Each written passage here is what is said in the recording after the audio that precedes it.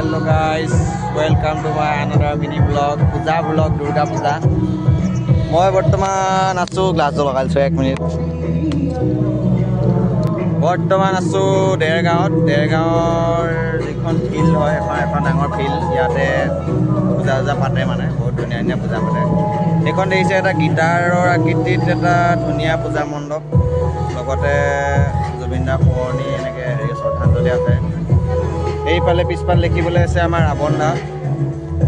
এয়া এজন ৰাৱণ ককাইটি মুখখন মেলি আছে, চব মুখ মেলি আছে ৰাৱণ দাই পুৰা বিন্দাস মুখ মেলি আছে। এইকেইটাক মানে মুখখন ভঙা হ'ব।